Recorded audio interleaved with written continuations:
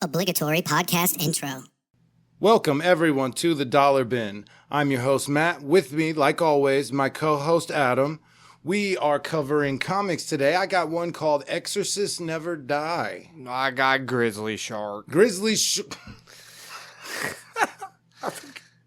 I forgot what yours was. Yeah, tell us about that one. Grizzly Shark, put out by Image Comics in 2016. The artist and the writer is Ryan Otley. Ivan Plasinia did colors. Mm-hmm. This is a 3-issue miniseries. Very mini series. Micro series, you could call it, maybe. Ooh, one issue.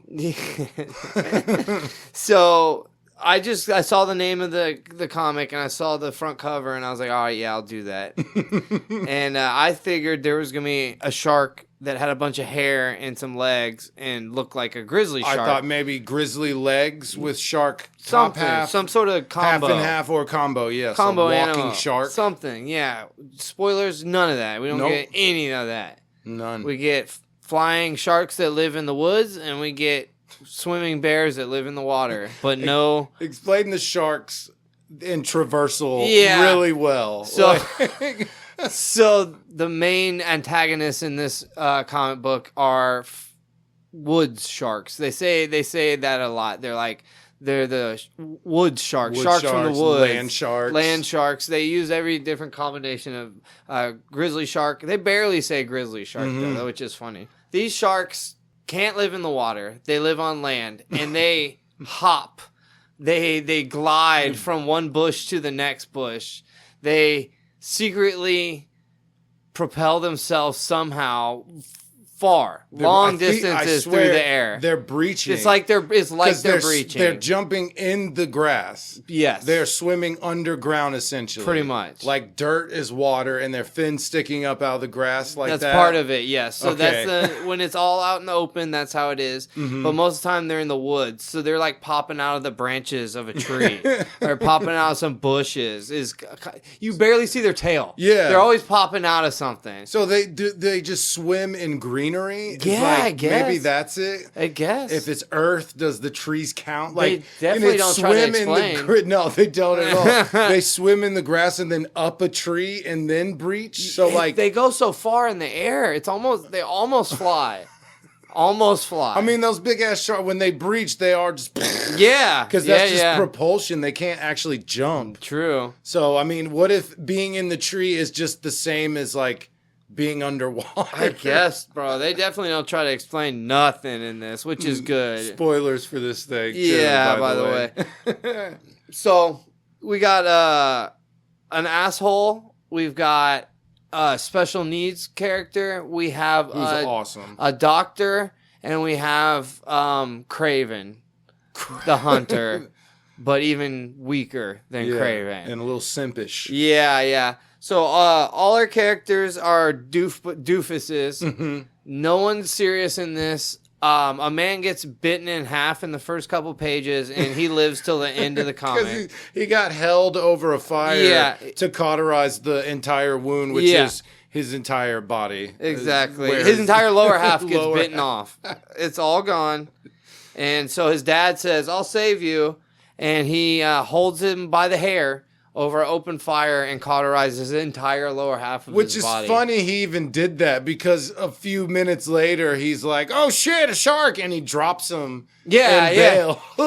He took the time to save him, but also was real quick to be like, you're too heavy, I can't carry you by. Yeah. Deuce. As soon as it gets too hard and he's like, he thinks he might die again. He's dropping his son. Yeah. Bailing, bro. Yeah. He sucked. These sharks, we get to see them a little bit behind the scenes a little bit where they're taking out random passerbys, people hunting, people camping. Would you say like 3 montages of kills? Yeah, at least basically. 3 different montages with multiple kills. You get to see these sharks really are very hardcore and very gory. And not even eating; they're just killing. They're just doing it for fun. They do eat when they are eating them. They do eat people, but they're just out there killing one of for them, funsies. Yes, because one of them killed someone with a rock. Yeah. Where he was dying and then knocked the rock off and killed someone. Yeah, that was kind of an accident, but yes. Okay. I thought he was like, one more chance to kill someone before he I was die. like skidding to the edge and he knocked the rock off. And they just had to add in another kill. Yeah. Another kill not by the sharks. Do we ever find out why? So, like I said, they literally don't explain a single thing in this at all whatsoever. The sharks come out of nowhere and go back to nowhere. And then we finally, at the end, we meet the sea bear, who is the opposite of the grizzly shark. It's a bear that lives in the water. And so they're just the opposites. They barely have interactions in this comic. It just looks like a bear, too. It's just a plain bear with like red eyes. They have a very little bit of interaction in the last comic where it's like the finale. We have big some fights, we have a face off between Sea Bear and Grizzly Shark, which is cool. The fight is cool. Don't get me wrong. Take notes, Hailstone. yeah. Do something. You got two big monsters make a fight. You have to. Godzilla versus Kong, but guess what? They don't meet each other. They shake hands. It's gonna be awesome. They shook hands very kindly.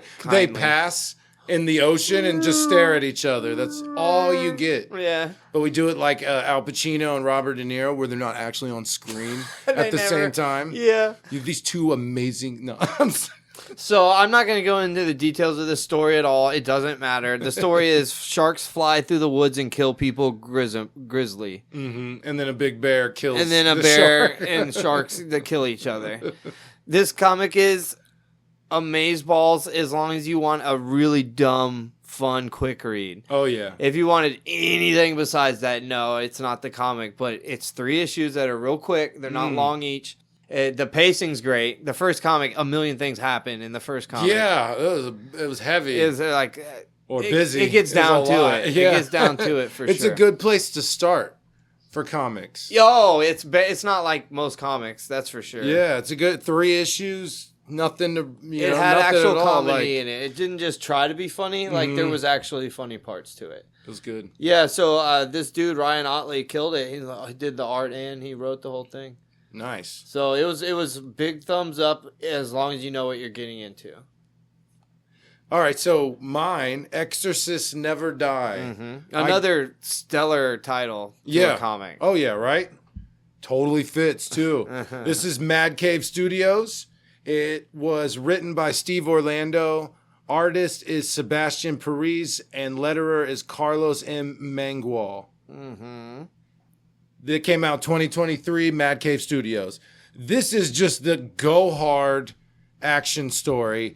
2 exorcists, 2 combat exorcists hear word of a soul auction that is going on in this skyscraper down into the lower levels closer to hell. And they're sent together to stop this.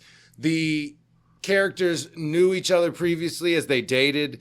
They are exes now, and there's a lot of dialogue of them essentially airing out their laundry throughout this stuff. They have many grievances. Yeah, but they're very capable at their job. But this job is different because it requires them to be creative. And I'm not going into much. What it comes down to is once they get inside the skyscraper, each level is a different demon. Yeah. And they are dealing with the 7 deadly sins. So, the first one is sloth. And because it's sloth, they can't move fast. So each demon throughout this, they each have kind of a power like that. It's fitting. So, the gluttony, the guy's like, I want all the glory. I deserve it. There's not enough for both of us. I should have all the glory. And what makes this basically an anime is their power system. Yeah. They have the post-state flow, which is like simple, like fire, lightning. That's like regular demons. And then they have the God flow, which is a huge range of weak, middle to very strong powers. That is like their bread and butter. That's normally what they use. And then they have something called the Messiah flow, which is apparently something they don't do. Whoever has tried it before, they all die. Oh, yeah. One of them dies, they both die because you need 2 people, and it's just like the nuclear option is what our character Sid says. So it is Sid Miller or Sid and Ellen. And they are the exorcists, been doing it for a while, very top of their game. their argument is over the fact that he has a famous last name and she was not given any help and had to work twice as hard and blah, blah, blah. They both have problems and they figure it out as it goes. Spoilers for this, I guess. I don't really need to spoil much. Some of the demon fights are super fun to watch. The only problem there is some diminishing returns. You know the next floor is going to be another demon. And once you kind of see how it goes, it does repeat itself. What is fun is how the cleverness, like the clever use of their powers. Yes. I'll spoil one is they find Greed. And he is a giant dragon just on a big pile of gold coins. He's like, I'm not even here for the soul auction. I don't care about that. Yeah. I was waiting for heroes to wander in. So he's able to make these golden statues out of people, and there's a bunch of them. And they're entranced by the gold, so it totally works on them. Greed, I think, is like the most powerful one of those concepts. I think Greed is super. His trap was really good. Yes, so I think when he turns these people into gold, I think they go to like a weird fantasy kind of memory thing where it seems like something like their best life. They're like reliving, or it's Seemed making like up it. the best part that you can think of, like your dreams or whatever. Because when they both get turned to gold, and she started seeing everyone just praising her endlessly for how great of an exorcist she is and how strong and powerful she's become. And then when he touches her, you see them just driving in a car and cuddling on the couch and playing with a puppy and stuff. And that kind of snaps her out of it, like, oh, he wants this, blah, blah, blah. But how they beat Greed is they summon angels. And when they summon angels, they're granted power. So that's their power. That is their power, yes. Yeah. That is the God flow is, I summon the angel of flame. Very specific angels. And how they beat Greed was they summoned they called the angel of the unseen. So because he's greedy, he's like, look at my gold. And they just turn their back on him, and no one's paying attention to him. No one is coveting this gold, and he just melts. It's the perfect counter. Yeah, it's awesome. So that's the like clever use. Summoning you have to summon the right angel, right tool for Rock, the right paper, job. scissors type situation. Yeah, exactly. A lot of animes, like he's Pokemon, or there's a lot of stuff. It's very anime. That's immediately what I thought. As I picked it, and as soon as I got past the first issue, I was like, oh, hell yeah. It is just straight fun. So it does not end how you would think. I thought, okay, they're going to clear out these 7 sins, and that is, I'm pretty far off, actually. So it did throw me a curveball. Knowing it and having time to think on it, I'm like warming up to it. Like, okay, I get it. Okay. And I'm not going to spoil it here, but it definitely ends different. But just a go hard, action-filled, crazy. The pacing was good, though? Yeah. I thought the pacing was real good. It's a quick read. Yeah. I mean, it's 6 issues, but, dude, it goes real fast. Cool. A lot of it's fighting, and then, like I said, if they're not quipping, they're talking about their relationship. And the flashbacks, very, very rare, few and far between. And it's just all action, and then talking about, what are we going to do? Oh, your plan is always hit him harder. We're going to hit him harder. Yeah. I call Angel of hitting harder. Yeah. And then it works. Stuff like that. It's very fun, quick read. Thumbs up for this one. Multiversal, cross-aversal, sir. Yep. That's what we're doing. We take our characters and we make up a story on how they would interact, how they would meet possibly, what they would even do, how they would interact with each other. Yeah. And this one's interesting. Oh my God. I'm a combat exorcist. You're a grizzly shark. Yeah. So that means you're a demon. So I'm either... Grizzly shark's got to be a demon. That's the only thing that would connect them. Even kinda. Yes, that's the closest thing we could probably get. They don't explain where the sharks are from. They don't. They have no idea. And they didn't come from the water, so they're not some evolved species because they drown. Yep. They are demons. They are demons that have inhabited sharks way back in the day, maybe, or that's just how they look. They finally figure out a way to do the taking over the sharks. That's a new thing that's happening. New thing? So they figured out how to possess. Yeah. So yeah, that's before, because there's conjurance, and in my story there are possessions. Nice. One of the deadly sins was had a host. Host body. So definitely possessions. Yeah. They could, and yeah, maybe it's like a new thing. They're just learning how to do it. So, or demon pops up and sees a shark as the first thing. Yeah. Then is like, I'm a shark, but didn't realize the water thing, and then just started walking on land. I mean, even John Bob could help him out with fighting the demons. Oh, he takes yeah. out the sharks. Dude, no, maybe a perfect combo with so our... they get a call about these sharks. So they come to your town in France, and they start investigating. They find your characters, not Donnie. They find John Bob. Fuck everyone else. Yeah. They find John Bob. Or and the baby, too. Him and the baby. Yeah. And he explains everything. Hey, these guys killed a lot of people. There's some still out there. Da-da-da-da-da. They've been killing. We got to stop them. Yeah. As soon as you cut yourself, blood is out in the open. They are coming. Yeah. So be very careful. Da-da-da-da-da. There's serious threat. They work together. They do end up taking out the sharks. You got angels versus sharks now. Yeah. You know, Sid's like cutting his arm and then calling an angel as sharks are coming towards him. Cool, dope shit like that. Calling the angel of sharks. Or the angel of sea life or something. It'd be an animal or something that would beat a shark. Yeah. So it's like angel of whale or something. It's orcas, just like, yeah. It just Orcas. lands on it. Just orcas, a bunch of orcas just come in to like headbutt them all the day. Yeah, hell yeah. So they're calling angels, and now they solve the issue, right? They're there with your story. Maybe it's all wrapped up. After your story, there's still a few left. Yeah, whatever. after my story. After. So they wrap it up. Sharks are dead. Demons are exorcised and gone. They invite John Bob to be a combat exorcist.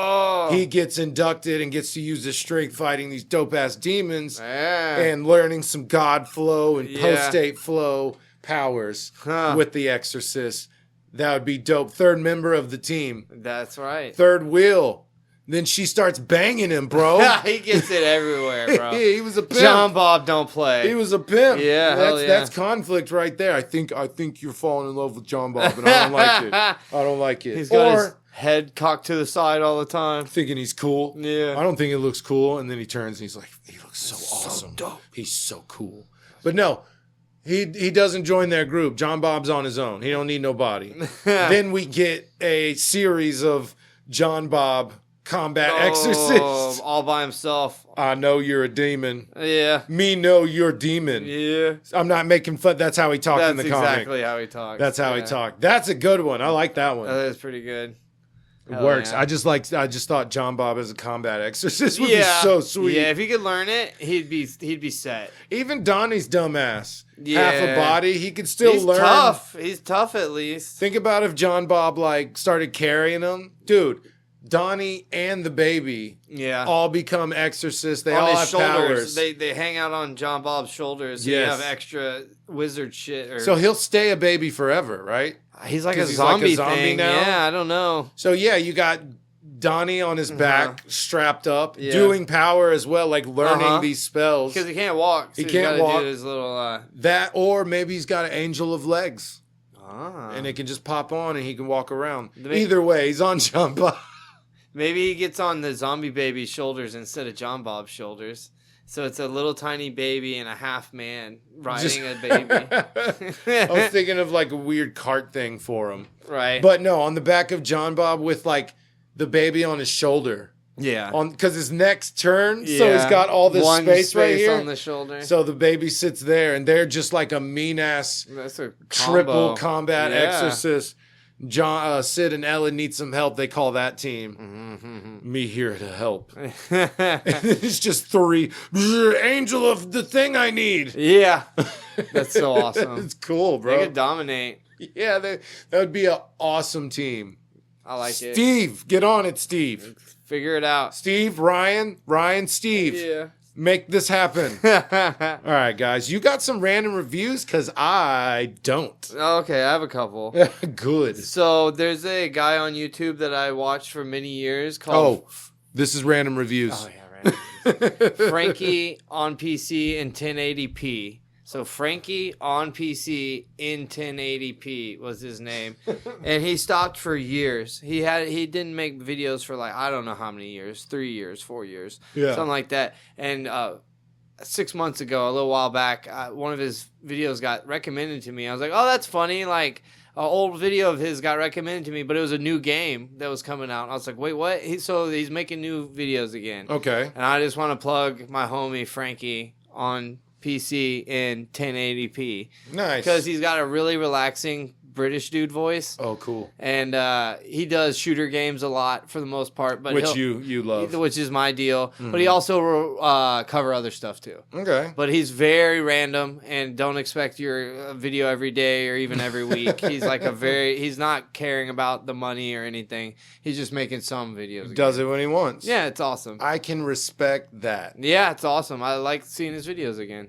And then also I've read a few issues of Gunslinger Spawn. Oh, we were talking about the new you? Yeah, whatever. Is that one of them? I think I saw original. The cover. It's one of the when it came out originally, that new you I thought, or the Spawn you I thought was brand new. No, they started back in 2021. Oh, so it's been going. It's ongoing. Was there Gunslinger Spawn before that? Did he exist? They had existed? They had some before. So this is a new Gunslinger Spawn comic. Yeah. Well, newish. Yeah. So it's Todd McFarlane did do script and plot. The artist is Brett Booth, Thomas Nachalik, Philip Tan, and Kevin Keane. Because there's each comic, this is what was important, each comic has like 4 stories in it. Okay. It's got the main Gunslinger Spawn storyline that interacts with the other Spawn universe stuff, but then it's got like flashbacks of Gunslinger Spawn, and contained little stories each issue. Mm-hmm. So it's like almost like an anthology, but with an ongoing main story. So it's perfect for me. Yeah. And in this, Gunslinger Spawn many times is called the weakest Spawn ever. Gunslinger? Yeah. So he has to shoot people and stuff. And what he doesn't have a cape? He not really. No. He should be a duster. He's using up all his necroplasm to put in the bullets to kill demons and stuff. So whenever he kills demons, he gets weaker. That was original Spawn thing. Yeah. Power. The more he used it. Yeah, exactly. So they go extreme with that with Gunslinger Spawn. He's like weak already, and then to even kill these magical evil demonic entities, he has to use his necroplasm each time. Does he squab with them at all? Will he fist fight? A little bit. He's got knives. He's got knives and guns mostly. Okay. Yeah. So all his power goes into the bullets? Yeah. To kill the demons. Yeah. It's cool. You could get rid of that whole caveat of the power thing. Yeah, if you just made really powerful bad guys, which they've done. I've read some. The Angel Spawn one I read, that shit didn't come up once.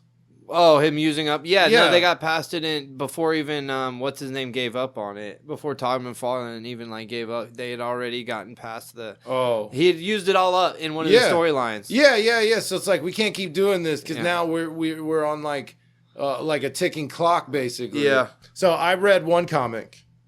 It is called Eminem, the Punisher. Oh yes, dude. It is written by Fred Van Linte.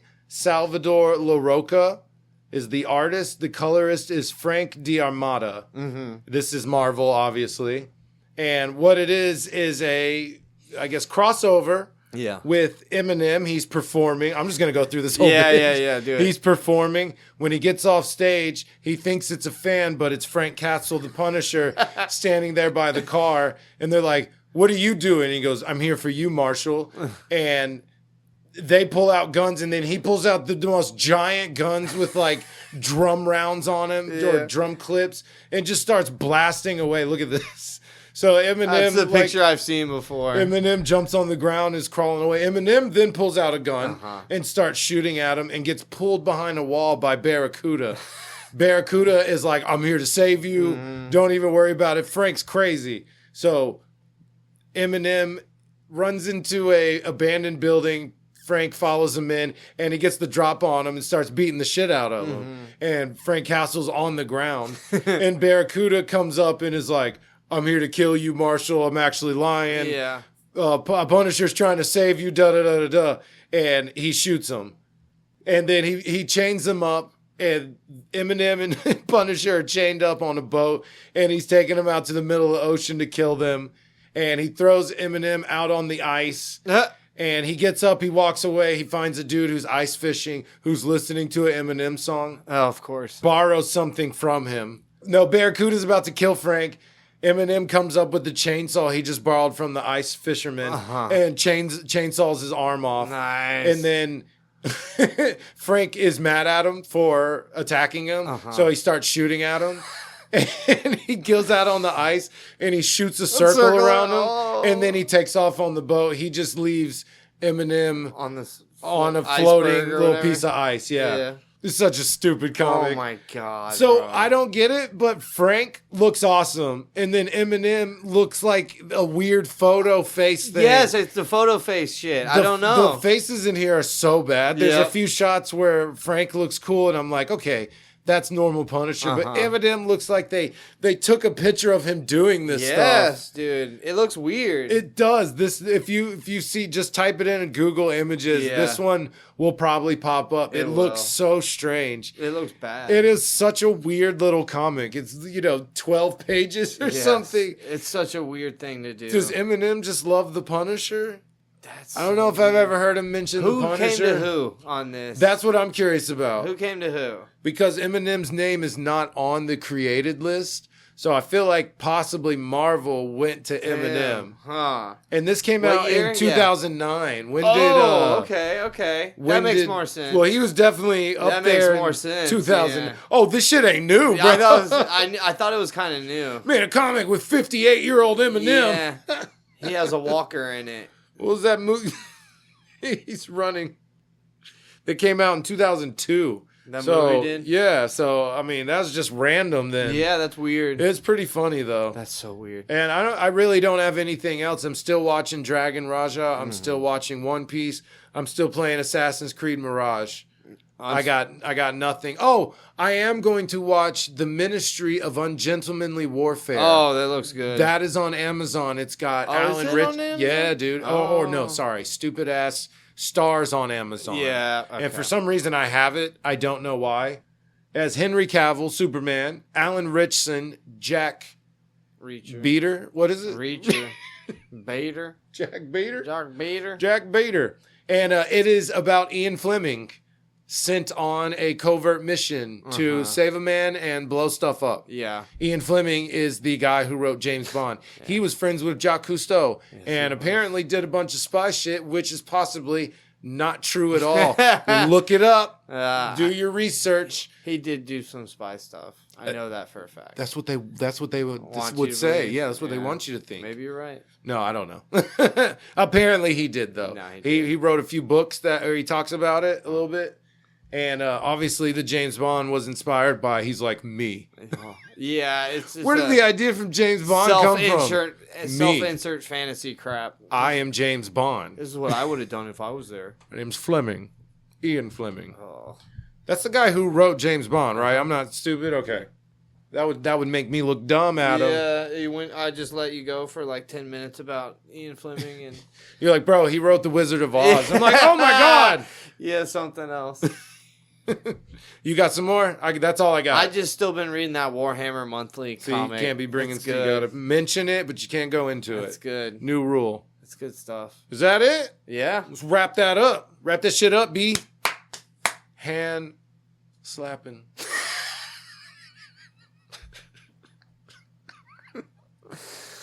Oh my God. You like it? You like I like that what one I'm doing? better. You like what I'm doing over here? Better, yeah. All right. We are on Instagram at Flipping Pages 24. We're on Facebook at Flipping Pages with Matt and Adam. New episodes of The Dollar Bin release every Monday on all podcast platforms and YouTube. Our podcast, Flipping Pages with Matt and Adam, new episodes release every Thursday on all platforms. Best way to support us: follow, rate, and review on the platforms. Follow, like, subscribe on the socials and YouTube. If you've done that, we appreciate it. If you're just listening, we also appreciate that too. We're seeing the listens. Thank you guys so much. Hasta lasagna. Don't get any on ya. Medium. That's it? Mm-hmm.